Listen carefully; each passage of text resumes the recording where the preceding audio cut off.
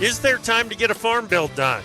What does the election of John Thune to be the leader of the Senate mean for agriculture? What are the ag-based priorities for the first 100 days of the Trump administration? We'll cover all of that ground and get the latest on the status of the carbon pipeline. Live from your preferred ag infotainment pipeline via Farm Journal broadcast, this is AgriTalk. This morning we'll begin with a conversation with John Newton from Terrain. Then it's Lee Blank from Summit Carbon Solutions. And later, Mary Kay Thatcher from Syngenta. Directly following the news, Karen Bonert from Farm Journal's Milk. I'm the handsome newsman Davis Michelson. And now, here's the host of AgriTalk, Chip Flory. All right, Davis. Hey, my little weather app says it's 51 degrees and windy out there in northeast Iowa. And I can confirm the windy part of that. Okay. Yes. Very good. It's been windy for quite some time up here. Yeah. It was windy as a bugger up here, or down here, yesterday. Yeah. It sort of moved on just a little bit, 54 degrees and sunny. But the neighbor's sort of little picket fence thing that borders our driveway is actually laying in a prone position in our driveway this morning. Got a little windy here overnight. Got a little windy. That's extra work that just doesn't need to happen. You know? I texted him, and the guy's like, "Oh, I'm already in bed. Do you think you..." No, dude. I'm inside. Go pick up your fence. All right. Welcome to AgriTalk. I'm Chip. I'm glad that you are with us on this Tuesday morning. I'll explain this a little bit at the start of the next segment too, but I was down in Kansas City at the National Association of Farm Broadcasting last week. Had a chance to talk with several people, many people, learned a ton. And a couple of the conversations that I had, we are going to feature on the show today. One is with John Newton. The other one is with Mary Kay Thatcher. And these are conversations that things are changing so quickly out there right now that there are some insights and perspectives in these conversations that we need to get in front of you and put it out there for you guys to hear it and react to it, I guess. So we're going to do that. We're going to do that today. I'm looking forward to providing that information for you. And then Lee Blank, CEO of Summit Carbon Solutions, is going to be with us at the bottom of the hour. Looking forward to the conversation with Mr. Blank. All right, let's get started, Davis. Let's start with the National Weather Service near-term outlook. A potent storm system over the northern plains will produce gusty winds and locally heavy snow throughout the region before redeveloping area of low pressure brings unsettled weather to the Great Lakes, Central Appalachians, and Northeast. From midweek onward, heavy rain and flash flooding potential continues throughout portions of the central and eastern Gulf Coast today. Chip, it sounds like this little wind/rain event is just making its way eastward across the nation here. Boy, and they need it in the Northeast. It's number one, it's really, really dry up there. But they're dealing with some fires in the Northeast that Mother Nature could help out on.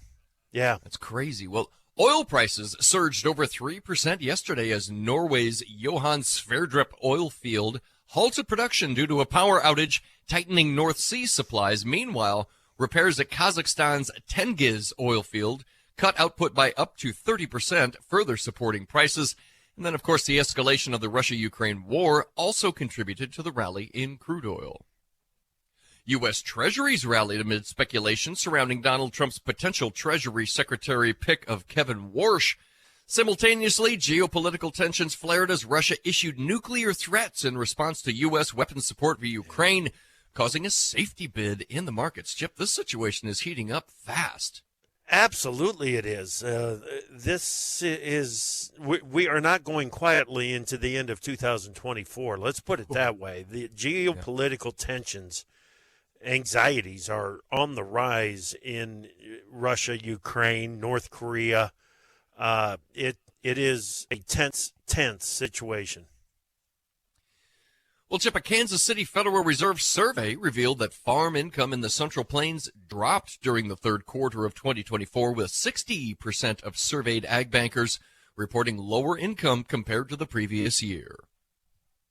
South American crop consultant Dr. Michael Cordonier raised his Brazilian soybean crop forecast by 1 million metric tons to 166 million metric tons. Cordonier maintains a neutral to higher bias, noting the only concern is dryness beginning to creep into far southern areas. Dr. C left his Brazilian corn crop peg at 125 million metric tons with a neutral bias. And Chip, most Farm Bill observers are wondering why Senate Ag Chair Debbie Stabenow even bothered to release text of her long-awaited Farm Bill at this late date, especially after seeing its contents. Even optimistic House Ag Chair Glenn G.T. Thompson signaled it's time to focus on a 2018 Farm Bill extension by year's end. Senator John Bozeman described Stabenow's dead-before-arrival measure as, quote, insulting, Chip. Yeah, well, we got that from Senator Grassley in the conversation that we had with him yesterday morning. It's not exactly sure why she is taking this tactic at the end of this of her tenure as a senator. Well, House Republican tax writers are reaching out to biofuel supply chain stakeholders for input as existing tax credits near expiration with no replacement guidance yet from the Treasury Department. The focus is on the 45Z credit established in the 2022 Tax and Climate Law. Chip? All right. Thank you very much, Davis. Let's bring in Karen Bonert, editor of Farm Journal's Milk. Good morning, Karen. Hey, Chip. Okay. One of the priorities of the Trump administration is going to be immigration reform. How might this impact farm labor? Well, the conversation itself is surrounding the mass deportation has sparked a lot of debate, and dairy included. So for dairy, I mean, this could dramatically reduce the United States ag labor force, what they're saying, by nearly 50%. And then the big question is who's going to do all the work? And in the dairy industry, Chip, who's going to milk all the cows? So National Milk did a study back in 2015 that said that dairies that employ immigrant laborers produced a staggering nearly 80% of the U.S. milk supply. This comes from 2015. So my guess is that this is considerably more, higher number. Let me point out that the current policies prevent dairy farmers from utilizing the H-2A farm worker program, which is only caters to seasonal labor. And so we have to have some type of agriculture labor reform. It's long overdue. The dairy farmers really need this to happen. And so when talking to National Milk, they're on board to help work with Congress to show the importance of foreign workers to the dairy industry and farm communities. So, Chip, it's a pertinent topic. There's going to be a lot of debate, and hopefully some type of reform can happen. Yeah, Karen, there's talk about some workplace raids, I guess is what you would call them. Is that a topic of discussion in the circles that you're talking about this with? Not really, no. I mean, okay. I think that the U.S. dairy farmers, we do the paperwork. I mean, I don't think that that's a big. The big takeaway is that some type of labor reform is needed to stabilize a legal workforce. Gotcha. Excellent.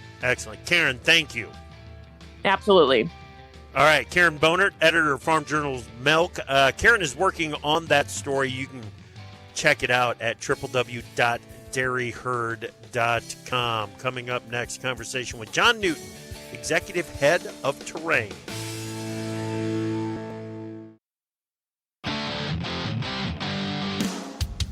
We don't make the news, we render it.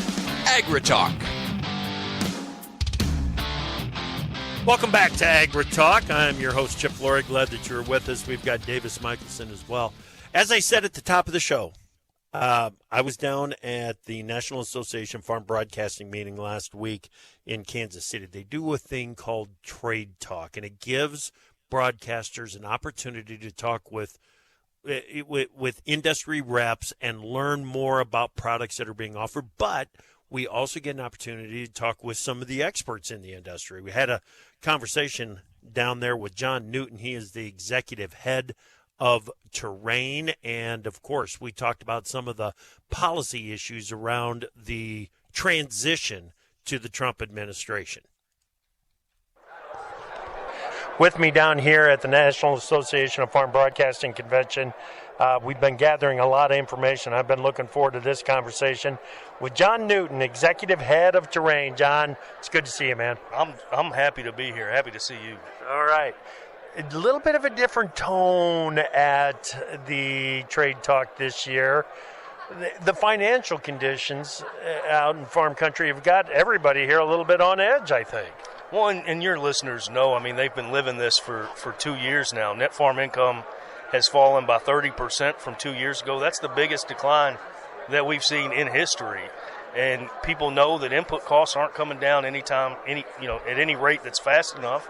And USDA just announced in their long-run baseline expectations for lower crop prices. Farmers know margins are tight, prices are below break even, and this will be the second consecutive year in a row that they're dealing with that. Yep. So we look at something like the Farm Act that's been proposed. Is that something that's probably going to happen before the end of the year? Well, we've got 4.5 weeks left, and I can tell you, ag disaster for the farm families that, at harvest had 2 hurricanes roll over them, people that have been dealing with drought, that's a priority.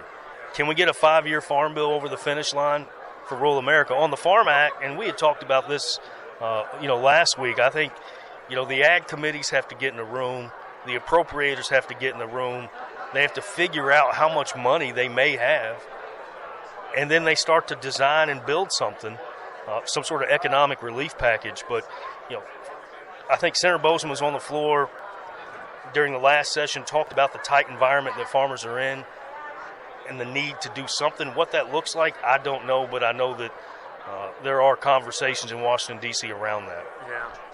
It's a problem in need of dollar bills. And when you look at the Farm Act, they're talking about that thing costing $20 billion or $21.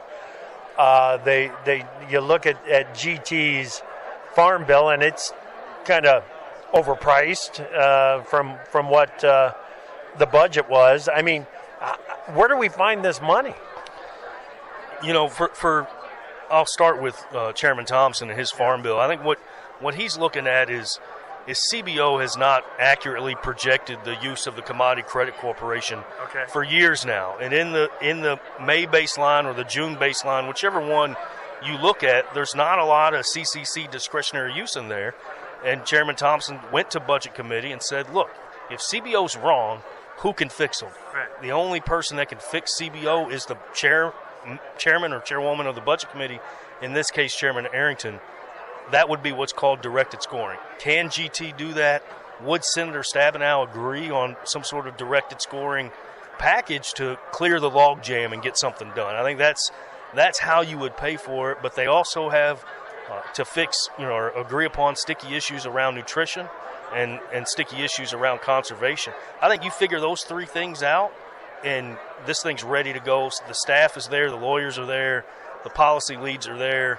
You can get this done by the end of the year if you figure those things out. Man.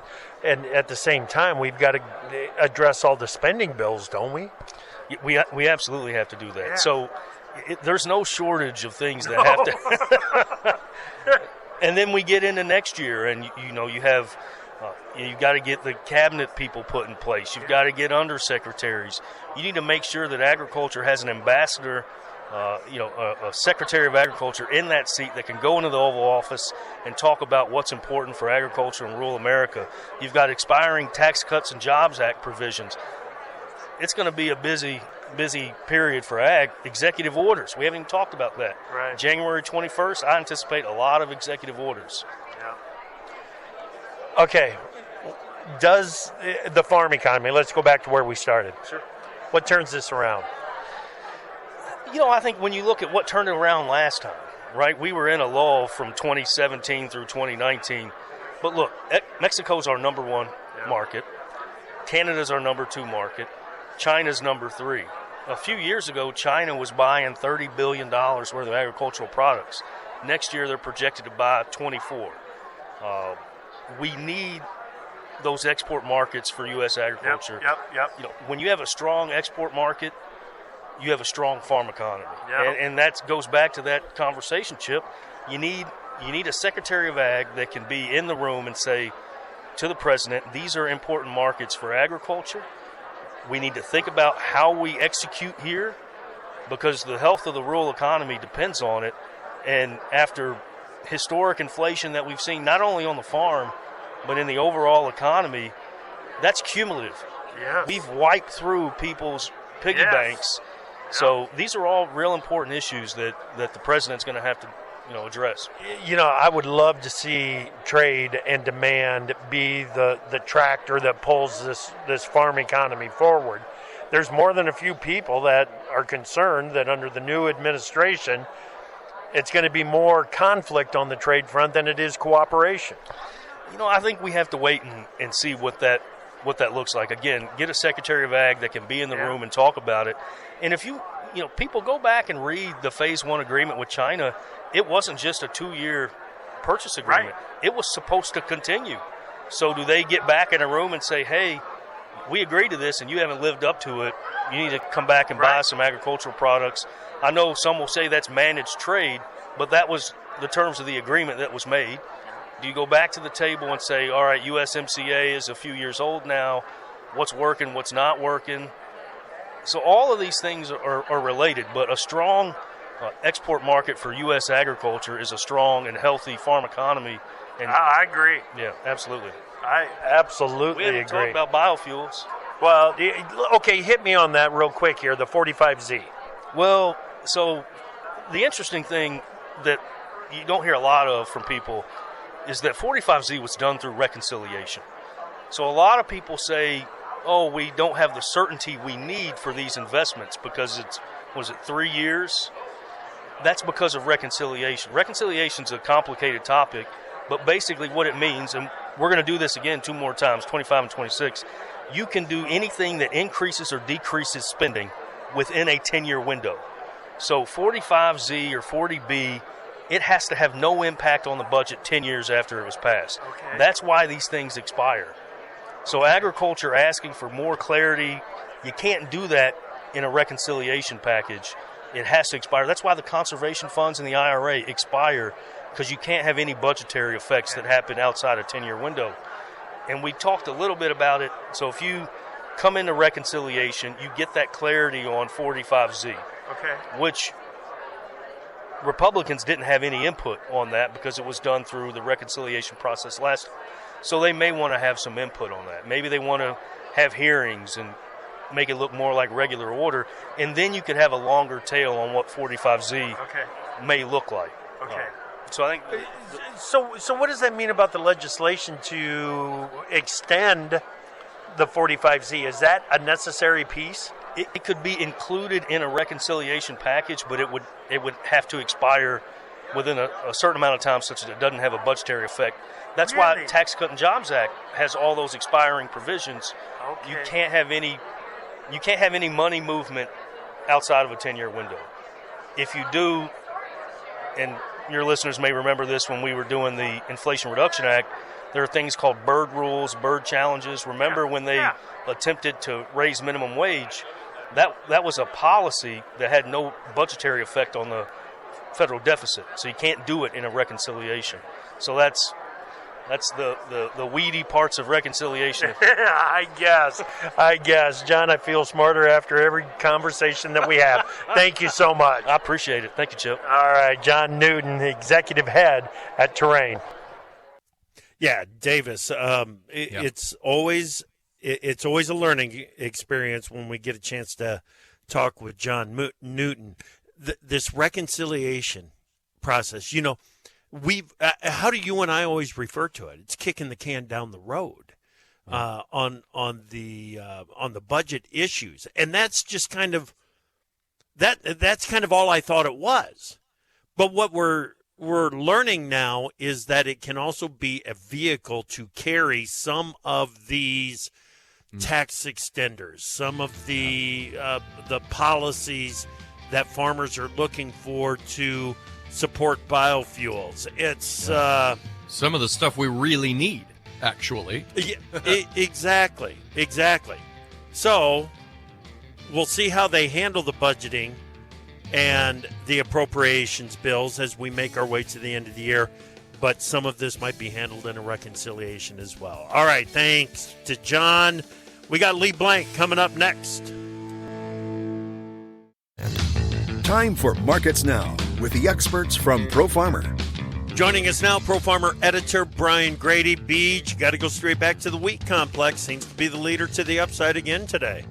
Yeah, so more geopolitical stuff. Obviously, Ukraine fired the first Western-made missile into Russia, and so that's giving us support. Now, the interesting thing is that's trumping the gains that we saw in winter wheat conditions and specifically in HRW wheat conditions over the past week. And so we are trading solidly to the upside with the winter wheat market 7 to 8 cents higher and about 5 to 6 cents higher in the spring wheat market so far this morning.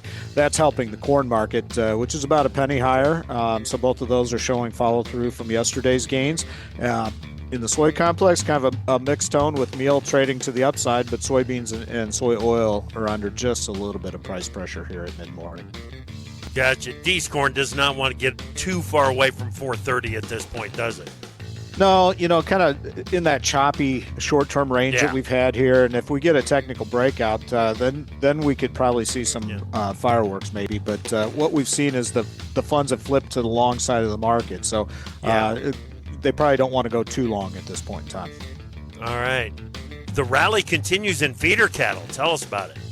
Yeah, absolutely. Charging to the upside. So much like yesterday, despite strength in the corn market, we're seeing the feeders move solidly to the upside. The live cattle futures, they're trading firmer as well. Despite expectations that we'll see weaker cash prices again this week. So kind of interesting trade there within the cattle complex. And then hog futures just narrowly mixed and pretty directionless here at mid-morning. Yep, gotcha. Thanks, Brian. Pro Farmer editor Brian Grady on Markets Now.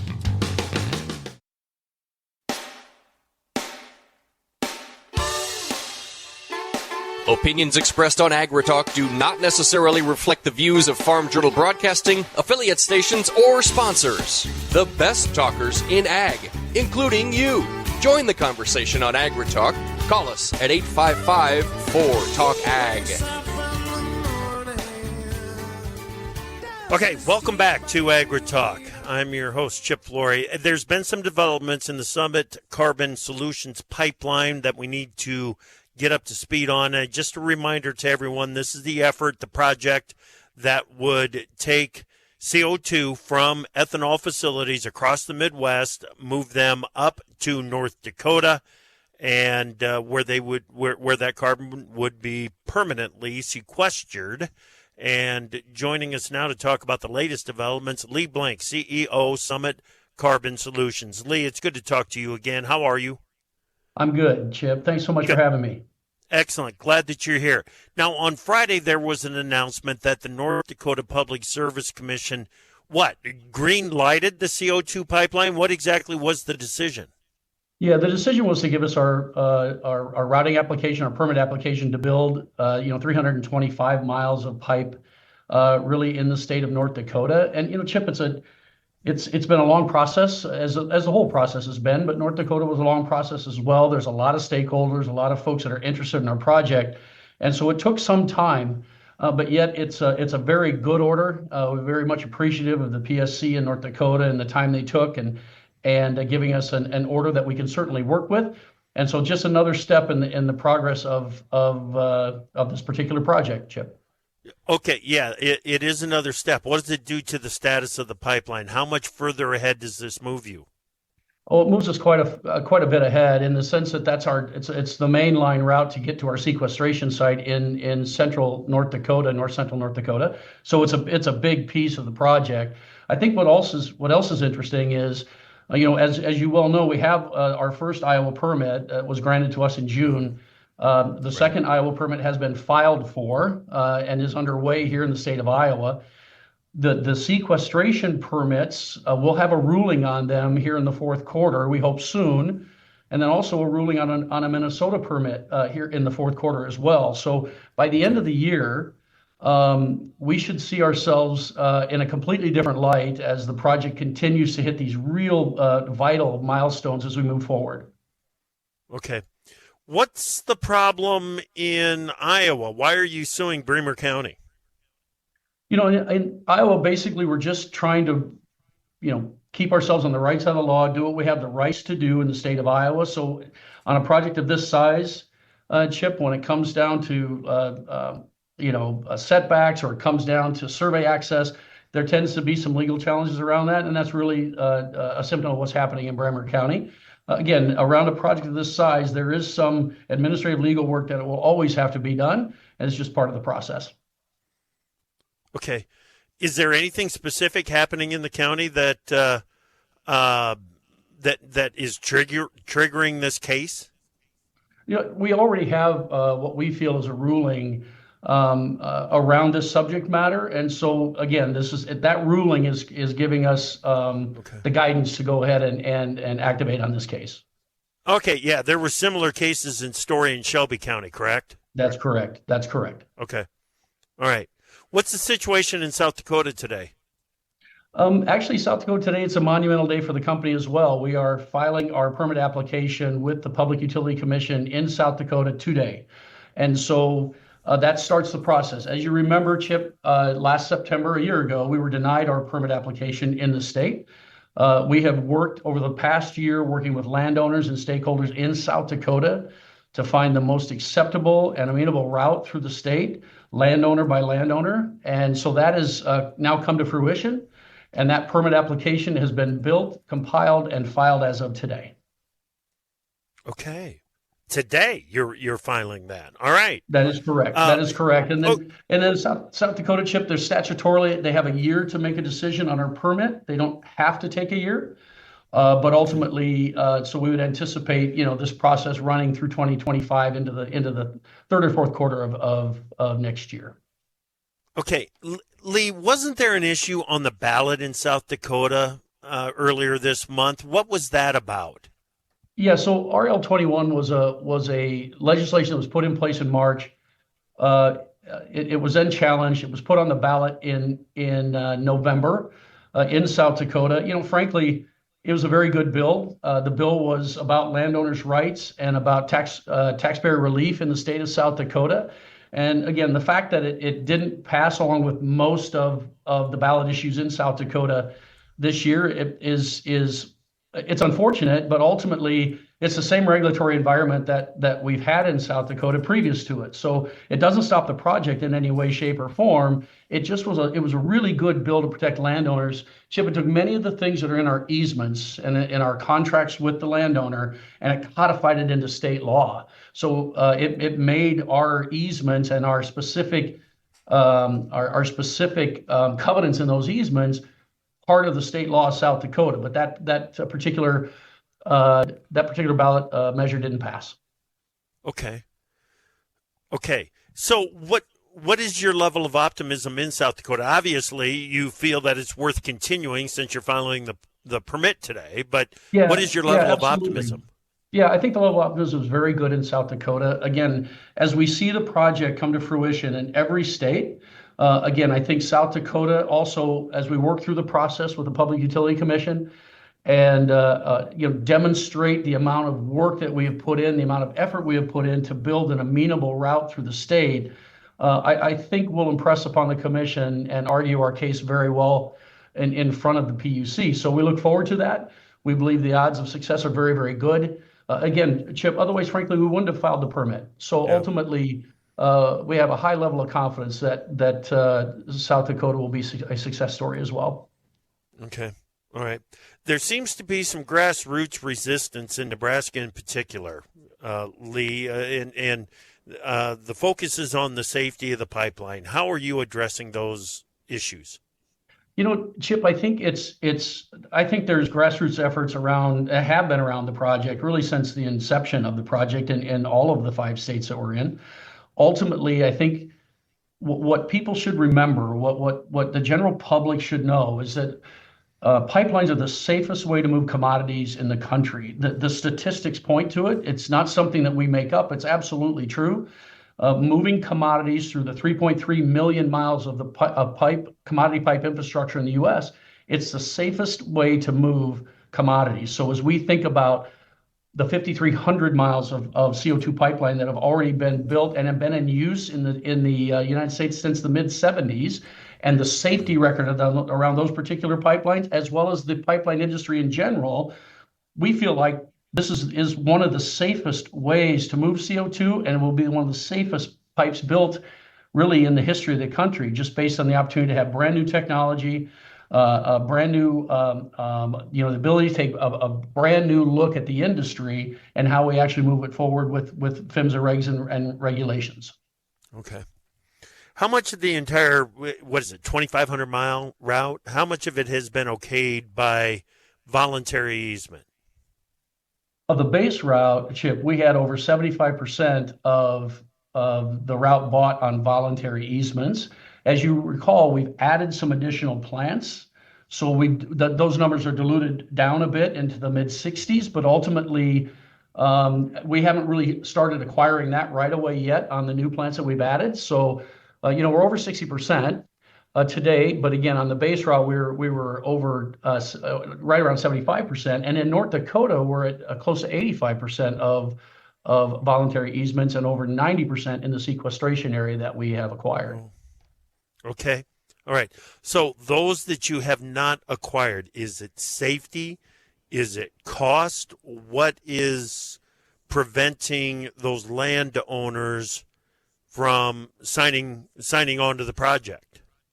Again, I think, frankly, it's a blend of things, Chip. One is I think ultimately there may be some landowners that just don't see the value of the project. I think safety could be a piece of the issue as well. Again, but our intent is to continue to work voluntarily with landowners through the entire process and keep moving that voluntary acquisition number higher. Just because we've acquired the permits doesn't mean that we're going to change our philosophy and how we actually treat the landowner. Part of the reason I believe Summit Carbon, Chip, is going to be a success and is being successful is because we see this as a partnership with agriculture. And again, we're an agricultural company building an infrastructure project. And so ultimately we see this as a partner with U.S. agriculture, and many of the people that we affect are U.S. landowners that are involved in U.S. agriculture. So we see that partnership being an extremely important piece to the success of our company. Okay. All right, Lee. Got about a minute left, and I've asked you this before, but it's only fair that I ask it again. Why, in your opinion, is this project so important? Chip, the agriculture has step changes, and it's a maturation process. And as we've gone through various step changes, the ethanol industry itself being a step change for agriculture, consuming a good chunk, the largest consumptive market of the U.S. corn crop. As we look at U.S. exports today dropping, and we see the demand for ethanol slowly dropping, we have got to find a way to get U.S. agriculture out of that ever closing window of a negative economic environment. And so by opening new markets through lower carbon intensity, whether that be through LCFS or whether that be through sustainable aviation fuel, it's extremely important to take the CI scores down in the ethanol industry, increasing their capability to hit these additional markets, growing their demand for U.S. corn so that we can grow that demand for the U.S. farmer. Ultimately, the sustainable aviation fuel markets, that industry is going to get built, Chip, and we need to build it here. And the only way we build it in the U.S. is if we take that CI score down in the ethanol industry so we have enough feedstock to build out that particular industry. It's extremely important. Lee, this is an extremely important conversation, and thank you so much for making time for us and having it. I appreciate it. Thank you, Lee. Thank you, Chip.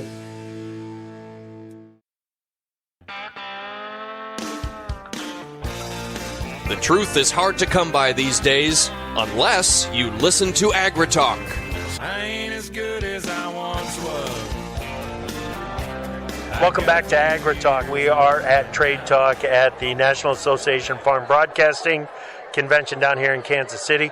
Mary Kay Thatcher at Syngenta. Mary Kay, it's good to see you again. Great to see you. We've worked together a good number of years. Yes, we have. Yes, we have. Give me your status update as far as here we are. We're into a transition. I don't know how many people really thought that we were going to see the transition in the administration that we're going to see. What does it do to your thought process going forward?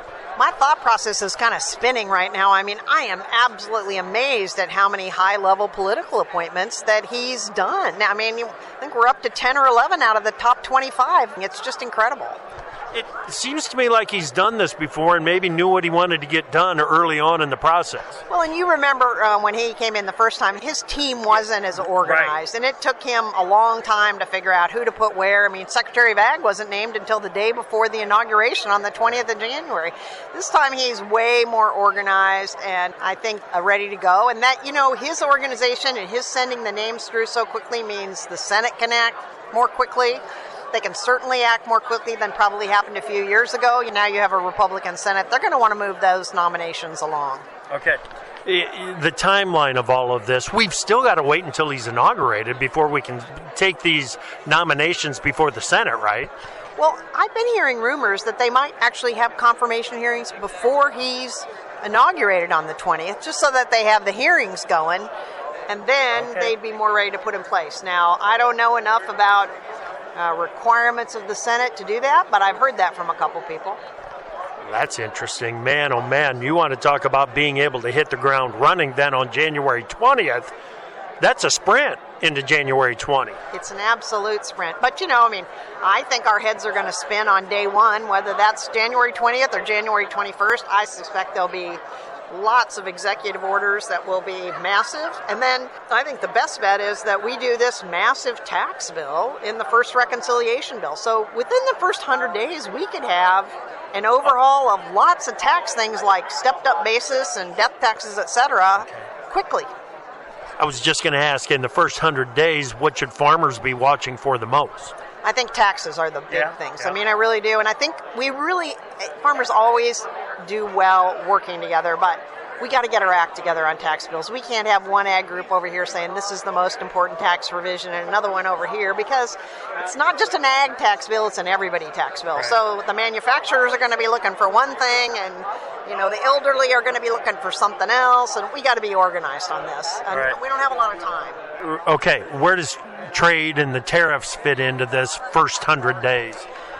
Well, I anticipate he will pop on some tariffs, at least on China, very early as an executive order, although I think that there's an interesting viewpoint there, and that is that I think if he does impose tariffs, then he can't one-on-one use it to pay for something. Whereas if he waited for Congress to impose some tariffs, they could take the, quote, savings they get from that, and they could put it towards tax reform or a farm bill or Social Security or whatever.